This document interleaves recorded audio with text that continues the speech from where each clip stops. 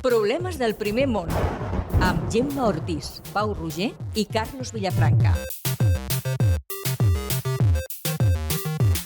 Bon dia. Estem a la llama, però avui hem entrat més tard del compte. Avui ens han fet esperar. No passa res. Posem Sí, exigents. no passa res. Està justificat perquè ahir a la nit a les Cotxeres de Sants hi va haver la Llama Festa, que bueno, és un mini-festivalet, li han dit així, mini-festivalet de... Mini-llama fest. Sí. Aquest any no hi podia haver Llama Fest, per temes logístics i familiars. Sí. Però es farà al març del 2024. Això se'ns ha dit. Atenció, perquè ho van repetir moltes vegades. Ja aprofitem i ho diem. Tampoc ens han demanat que fem promo. No, però ens agrada. Però la cosa és que ho van substituir per una tarda així de... una mica de piqui-piqui de comèdia. Cervecita i risitas. Sí. Va estar bé, la Gemma va actuar. Jo vaig actuar. Davant de molta gent. Molta gent, 500 com persones. 500 persones es comenta. Molta penya i molt guai. La gent estava bastant receptiva. Això ha fet que estiguessin una mica de ressaca, no sé si real o emocional. Emocional, jo crec que no van veure. I l'àvia obert més tard. No passa res. Li perdonem. No passa res. Hem fet un cafè, exacte. Hem fet un cafè amb la nostra convidada, Sílvia Catalán. Què tal? Molt bé, molt contenta. Bon dia, vinga. Clar, com que he fet el cafè, saps? Sí. El Pau també ha dit bon dia, així com molt... Sembla el Basté, tu. Sí, exacte. Visca. No té el to bajonero que ens agrada. Si voleu m'hi poso, cap mena de problema. Tornem a començar. Bon dia. El peu a terra. Vinga, Basté. Tristos. Si us acaba de llevar, ho hauríeu de saber que... Vale. Torneu al Qui llit. és la Sílvia? Qui és la Sílvia? Molt bé, Carlos, com l'escola. La Sílvia és psicòloga especialitzada en sexualitat i teràpia de parella, és així, ja em diràs si ho dic bé. Es dedica a fer formacions a escoles i instituts, que això és interessant, ara en parlarem, i ara la podem veure al Tot es mou de TV3 i la podem escoltar a la tarda de Catalunya Ràdio. A més, dirigeix el Premi de Literatura Eròtica No Convencional Fora de Norma i perpetra el podcast Histèria Col·lectiva amb l'Helena Crespi. Moltes coses. Un cop fet el currículum, ara ja ens podem relaxar i podem xerrar tranquil·lament. Ja ho tenim. Quantes hores té el teu dia, Sílvia? Perquè amb tot això que fas, mare de Déu. Jo sempre, a vegades, quan parlo amb la meva parella, em diu vaig al súper, què compro? Li dic temps. Compra temps. Compra més hores pel dia. Això ho venen a l'Aldi? Tant de bo. No n'hem trobat. Si algú en sap, ja ens avisarà. Venen sop i sobre, que és una manera de tenir temps, però no és el mateix. No és una pastilla de temps. No. I a més soc de bon menjar. No. Jo pel menjar necessito temps. El sop i sobre. No, o sigui, realment tinc 24 hores al dia com tothom, però molt aprofitades. Sí, et condeixen molt més que a mi, aparentment. Bueno, no ho sé, A vegades tinc crisi, també. Vull dir que això també és important dir-ho, que faig moltes coses, però a vegades broto en plan, no puedo más con la vida. Sí, tots una mica. Tots, em sembla que tenim aquesta sensació. Els dimecres em toca a mi, brutar. Jo normalment els dijous. Està programat, em flipa que també les crisis estiguin programades. A mi els meus dilluns és així, ens repartim una mica, cadascú té una crisi un dia i així no saturem. Les hores de plorar estan a l'agenda apuntades i ja està. No tinc temps de tenir ansietat, ho posa al meu calendari. Ja para mañana. Doncs com deia, ets psicòloga de formació, però després vas decidir especialitzar-te en sexualitat.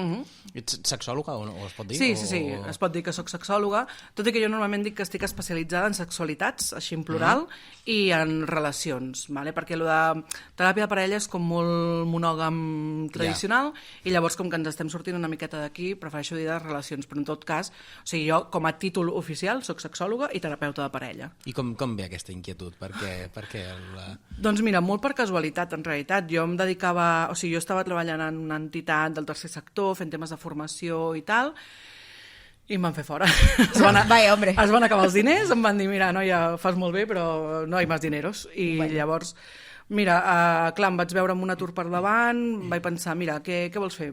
Faré un màster. Vaig a mirar màster. Mira, un de sexologia. Sembla interessant. I ahí me metí. O sigui, la meva idea no era en cap moment dedicar-me a això, sinó simplement formar-me una miqueta per inquietud personal, perquè el tema de la sexualitat sí que és veritat que és un tema que sempre m'ha agradat des de petita, no? I com que m'ha agradat saber una miqueta el tema de les relacions també de la gent, i vaig veure això i mira, sí, va anar superbé, em va agradar molt el màster, va ser molt xulo, I a partir d'aquí ja vaig començar d'això ja fa més de 10 anys. Quina sort fer un màster i que t'agradi, Sí, bueno, t'he de dir que abans n'havia fet un altre. I no et va agradar? No, vaig fer un màster de direcció de recursos humans i... Hòstia. Sí. I ho pots combinar? La vida. Recursos humans i sexualitat? Mira, va haver un moment de la meva vida que vaig pensar, com que no tinc feina, faré un doctorat. Coses que a veces se piensan en la vida. Mare de Déu. Hi ha qui sospira, aquí al públic. Ja se senten bufant. Sospiros.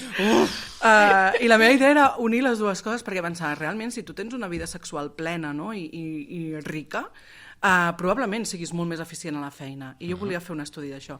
Ahí lo dejo per si algú que ens està escoltant vol fer la idea, endavant. O tu d'aquí uns anys, que també té... No? I ara t'has desencantat. Crec que el del doctorat s'ha cancel·lat. No, massa és que és molt difícil fer un doctorat aquí a Catalunya o a Espanya en general, pel que se m'ha comentat. Sí. No hi ha diners. Primer que no hi ha diners i després us asseguro que tinc moltíssims pacients i moltíssimes pacients que venen d'haver fet doctorats o d'estar fent doctorats i és un moment de crisis màxima, o sigui, d'esquicie. No vull passar per això si m'ho puc evitar. Se'ls van inventar els doctorats perquè hi hagués més gent que anés a teràpia. Els vam inventar, és que els psicòlegs som mala gent. Anem creant traumes pel món. Bomberos piròmanos. Exacte. Bomberos piròmanos. Vindria a ser això. Psicòlogos traumàticos. Ara ho deies que com que últimament és veritat que està com més... s'ha extès més aquesta idea de qüestionar les relacions tradicionals, monogàmiques, ara hi ha això del poliamor, o sigui, és un bon moment per ser terapeuta de parella i per replantejar una mica això, no? Sí, és que... És veritat que estem vivint un canvi social a molts nivells, no? I des d'aquesta onada de feminisme, no? que estem vivint i que ens estem posant les feministes realment a tope amb això, s'hi ha sumat tota aquesta part, no? De revolució a nivell de, qüestionem-nos també la monogàmia, perquè ens han venut, no? Que hem de ser monògams i que hem d'estar en parella, i que a més estar en parella no és com l'objectiu vital de tothom. Doncs quan comencem a qüestionar-nos tot això, és veritat que la gent moltes vegades arriba a consulta molt perduda. No és com, jo a nivell teòric entenc tot això, però a nivell pràctic vull una parella i no vull que la meva parella tingui més relacions i tal. I llavors estem en aquest punt, no? Com de reorientar moltíssimes coses. I a mi em sembla apassionant, perquè a més és un tema que evidentment jo no vaig estudiar el màster, jo el màster el vaig estudiar fa 10 anys, més de 10, sí, 10 anys, i clar, això ni es tocava dintre del màster, per tant ha sigut una formació, no, que... Però no es tocava, però això sempre havia sigut... O sigui, abans els senyors que tenien pasta tenien a la querida i li posaven un piset a la querida. Això no és poliamor, això. No és... Home, no és una manera... No molt ètic. No molt ètic, no. Seria una no monogàmia ètica. El poliamor surt de l'entesa conjunta, no? Una cosa és fotre les banyes i l'altra és fer poliamor, vull dir, a veure. Però és veritat que de poliamor i de relacions no monògames n'hi ha hagut tota la vida, vull dir que... I ètiques, vull dir, i ben compartides i ben consensuades. El que passa que era una cosa com molt minoritària, o que s'amagava molt. No és una mica com la història de les lesbianes en el món, no? És com, les lesbianes no han existido nunca, perdona. O sigui, aquelles dues senyores... que sí que existen, però... Clar, aquelles dues senyores que no, són molt amigues i dormen juntes, però són amigues. Hombre, què m'estàs contant? Què? M'estàs dient que aquestes senyores... La senyora... Saps la típica senyora soltera del poble que té una molt bona amiga? De fet, no sé si has vist Luca, la pel·lícula de Disney. No. Ens la va recomanar l'Andrea Farina en aquest podcast i ell ho compara amb sortir de l'armari. I de fet, al final de la pel·lícula hi ha dues senyores que se n'alegren molt i eren com les... Eren molt... Bueno, mira-la. Mira-ho pensant en aquesta teoria de l'Andrea Farina, que la veritat és que encaixa bastant. Jo crec que és veritat. És heavy que Disney hagi fet una pel·li on és una mica això, ja veuràs, te la recomano. No, Disney també s'està posant les piles a su ritmo, lento i calmadito. Molt lentament, però... Però a poc a poc. I intentant no sortir, o sigui, sortir una mica, però sense fer mal a ningú, que ningú s'ofengui massa. Que puguin negar-ho ells, exacte, que si els hi pregunten. No, si tu has vist això, és cosa teva. Perquè estàs una mica malament del cap. Sí, exacte. Estàs obsessionat. Ja va començar amb Frozen, no?, també, amb el fet de la primera vegada que no hi ha un amor romàntic, a la protagonista, no sé què, bueno, tot un... I el tema aquest del poliamor, perquè l'altre dia estàvem fent un vermut amb uns amics. Fa estona que penso en això i no me'n recordava de quines dues paraules havia de fer servir. I llavors hi havia... Eren vermut i amics. No, ara, a veure si ell ho sap dir. No, però ja tenim una amiga que té una relació oberta. Però ella diu, hòstia, relació oberta sí, però poliamor no. Exacte, són dues coses diferents. I a mi això em va volar el cervell. Això t'ho deus trobar molt tu, segurament, o no? Clar, al final és una qüestió de posar límits i on poses tu el límit amb les relacions o amb els vincles que tu tinguis. És a dir, la diferència seria que una parella oberta és una parella que pot tenir, normalment es permet que hi hagin relacions sexuals fora de la parella, però no vincles emocionals. O vincles emocionals estables, diguéssim. Moltes vegades quan hi ha una relació oberta és com, vale, mira, ens permetem relació oberta però posem unes normes i aquesta norma és que no podem repetir més de 2 vegades amb la mateixa persona. Sí. Clar, des de la teoria... Això és poc orgànic. Clar, des de la teoria del poliamor, no, el que diuen és, ostres, al final t'estàs limitant, perquè tu no saps si amb una persona et vindrà de gust quedar 4 vegades o si t'enamoraràs d'aquesta persona. Clar, és que vés a saber, perquè al final les relacions van molt així. Clar, llavors no és com entrem amb la por aquesta de, clar, però si s'enamora, llavors què passarà amb la parella? Bueno, al final...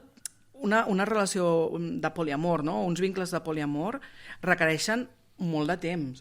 Molt de temps en el sentit d'inversió emocional, d'autoconeixement, i és una inversió que no tothom està disposat a fer ni té el temps... El súper no venen. Exacte. Llavors, és com, bueno, doncs clar, tu planteges, vale, una relació poliamor, però bueno, és que hi hauràs de dedicar temps als teus vincles perquè no els pots deixar abandonats. Hi ha d'haver una responsabilitat emocional en aquí. Però a més això, no? Hauràs de dedicar temps també a treballar-te. Ostres, quan la meva parella està amb el seu vincle, a mi això em genera malestar. I he de tenir temps per parlar amb la meva parella o amb aquest vincle, vale? Si és un vincle principal. Bueno, és com molt complex tot, però és realment... O sigui, jo sempre dic que el poliamor no és la resposta a tot, evidentment, i no tothom ha de tenir relacions poliamoroses i no monògames, però entendre com són aquestes relacions no monògames ens ajuda molt a entendre les relacions monògames, no? I a fer-les des d'un lloc molt més responsable i molt més gaudit, també. És que és molt xulo. Clar, el concepte del poliamor sí, té molta lògica i és molt bonic, però suposo que hi ha moltes inseguretats al darrere de les parelles i és com molt difícil de estar en la mateixa sintonia, no? Amb la teva parella i com acceptar aquesta obertura de ment i d'ideologia o de...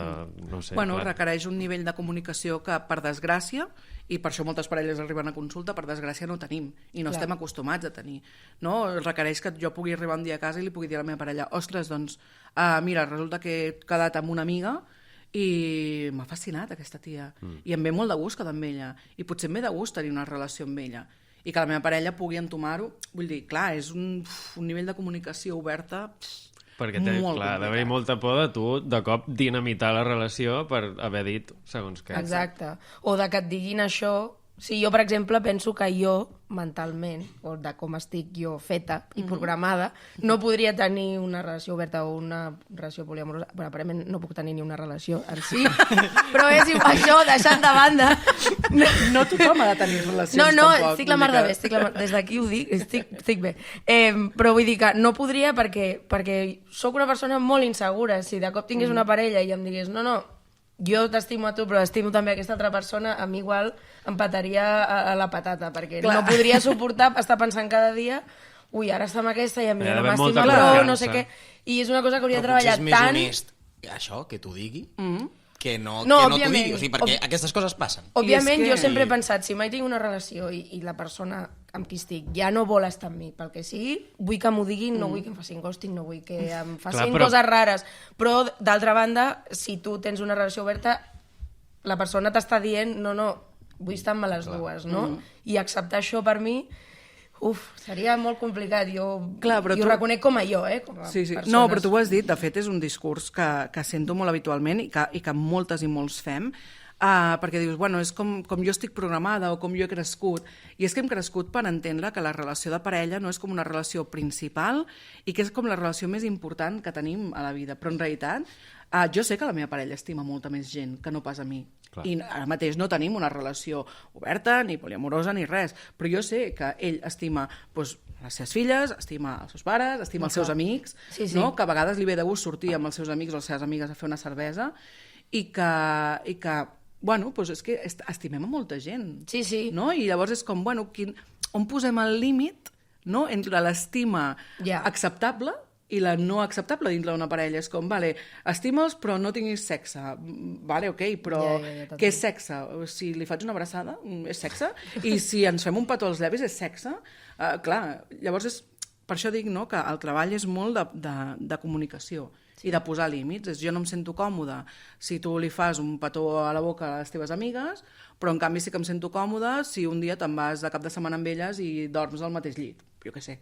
Vale? Pues és un límit o una negociació, no?, que jo puc fer. Però clar, és donar-li moltes voltes i tenir temps. A mi el que em fascina també és les parelles que porten molts anys juntes. Clar, en quin moment poses els límits? Perquè, clar, tu has estat dintre d'una relació monògama durant molt temps, jo què sé, 15 anys, poden ser molts anys, i de cop és com, bueno, i si obrim la relació? Clar, això ha de ser un cop, o sigui, ha de ser molt més difícil que posar els límits al principi. Sí i no. És a dir, això també m'he trobat, consulta. Vale, volem obrir la relació. Vale, per què la voleu obrir? Què passa ara? Perquè moltes vegades s'obre la relació des d'una crisi. Sí, és com el que no vull reconèixer és que ja no vull estar amb tu i llavors obro la relació. Això és no honest. Exacte. Vull dir, podem obrir la relació doncs, perquè ens ve de gust incorporar gent nova, perquè veiem, no?, que doncs entre nosaltres necessitem, no sé, més experiències o tal, el que sigui. Però ha de ser una obertura honesta. I a partir d'aquí és fer un contracte. Clar, jo quan treballo amb parelles sempre els dic que l'ideal seria tenir tots, parelles monògames i no monògames, un contracte de la relació, no? I que explicités... Però un contracte literal, o sigui... Sí, per escrit. Que explicités quins són els límits de la relació. És a dir, què és per mi una infidelitat? Clar, no, és que, bueno, xatejar i tontejar amb una persona per WhatsApp no és infidelitat. Bueno, igual per mi sí. Clar. Llavors, clar, si per tu no, però per mi sí... Doncs s'ha de respectar. Clar, llavors posem els límits. Si això està fet, o almenys parlat, no cal a vegades no, que estigui per escrit, però almenys parlat és molt més fàcil. Si mai s'ha parlat d'això, és que cal fer una feinada aquí això, no? De posar molt en marxa moltes coses. És quan segurament s'ha obert la relació per una cosa així com he conegut algú que m'agrada molt, exacte. Estic una mica raro o rara a la relació i si l'obrim i així puc fer permís. Això, exacte, amb permís de l'altra persona. Posar parxes, potser. Sí, és com qui té un fill per intentar arreglar... Mala idea, no ho feu. Aviso. No, perquè aquí al final el que ens surt malparat és una tercera persona que ningú li ha... O sigui, ell no ha demanat o ella no ha demanat de venir al món, o sigui que a relaxar-nos.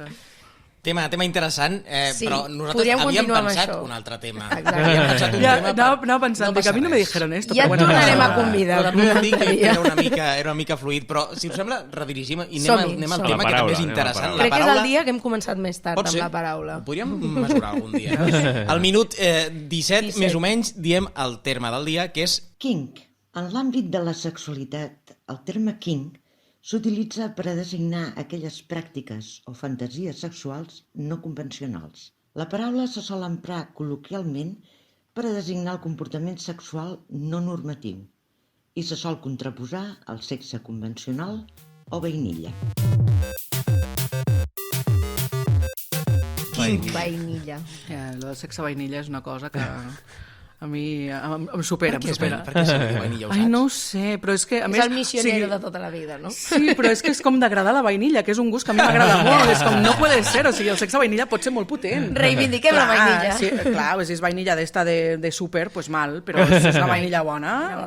El teu king pot ser la vainilla, també, no? Una mica. Clar.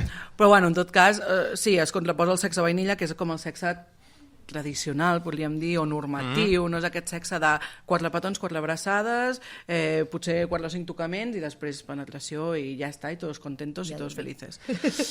O no. Bueno, no massa feliços. Sol passar que no. Exacte.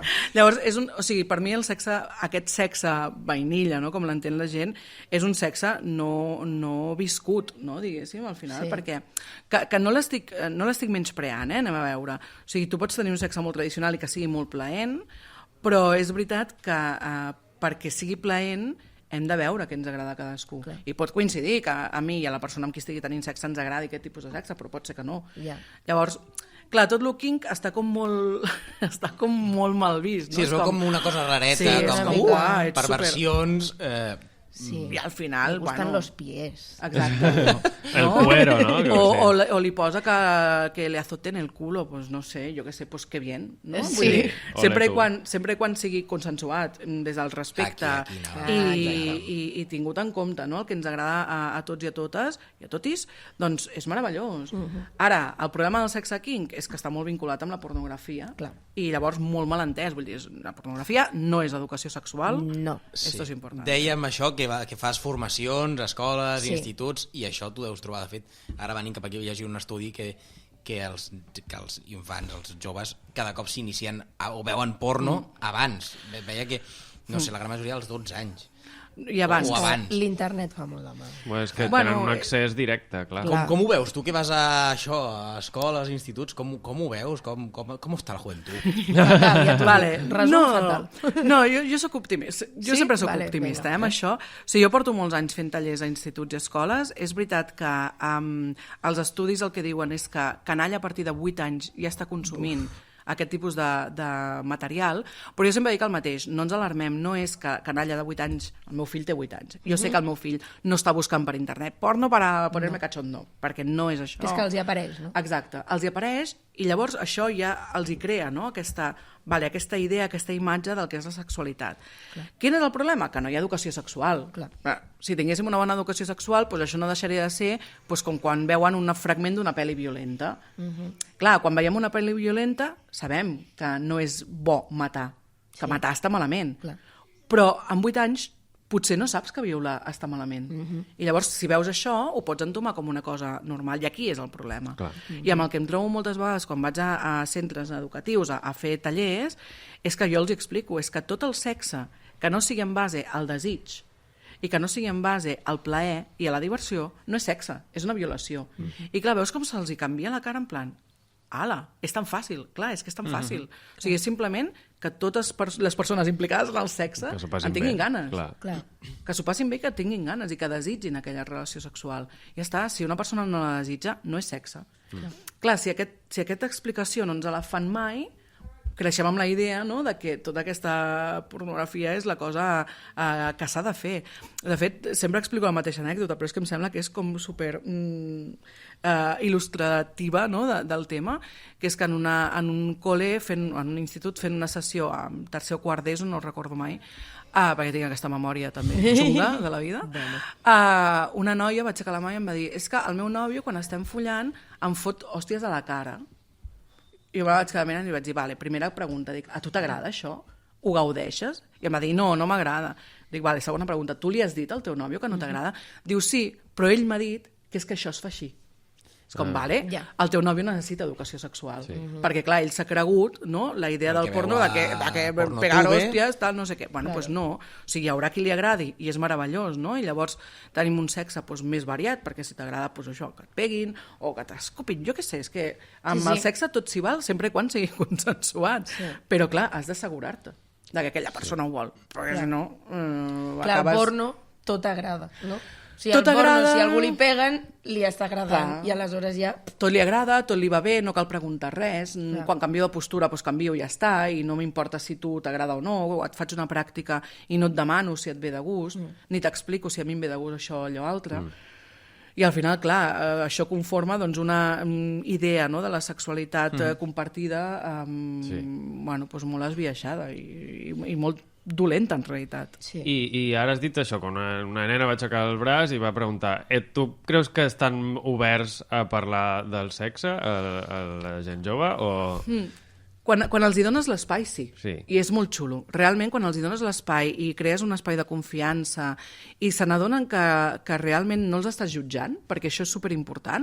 Clar, ells m'expliquen coses i jo és, vale. Okay. Davant de tota la classe? Sí, moltes vegades sí. També hi ha una part dels tallers que faig que és amb preguntes escrites, perquè que siguin anònimes, però moltes vegades s'animen a dir-ho enmig de la classe i és xulo perquè jo firmo un contracte, no literalment, però amb ells al principi... Sí, també, sí. Mira, un dia em posaré, amb les hores que em sobren al dia, em posaré a estudiar dret.